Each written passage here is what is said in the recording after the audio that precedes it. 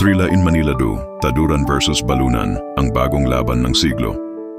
Sa darating na Oktubre 26, muling mag-aapoy ang entablado ng boxing sa Pilipinas sa ilalim ng mga ilaw ng Smart Araneta Coliseum, ang lugar kung saan unang sumiklab ang kasaysayan noong 1975 sa laban ni Ali at Frazier.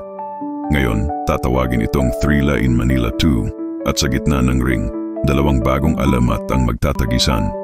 Pedro, Kid Dynamite, Taduran laban kay Christian The Bullet Balunan.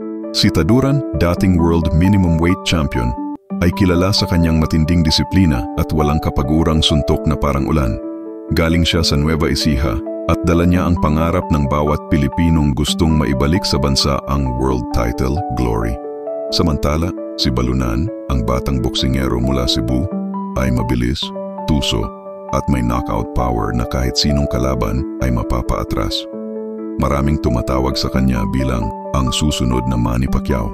Ang laban ay itinuturing na pagsasanib ng bagong henerasyon at veteranong tapang. May halong tradisyon at pag-asa, isang sagupaan na hindi lang para sa titulo kundi para sa karangalan ng Pilipinas sa pandaigdigang boxing. Ayon sa mga tagasuri, inaasahang magiging all-out war ito mula unang round pa lang. Walang atrasan, walang preno. Sa bawat suntok, maririnig ang sigawan ng mga fans, ang pagbalik ng init ng Thrilla in Manila. At sa dulo ng gabi, isa lang ang itatanghal na kampyon.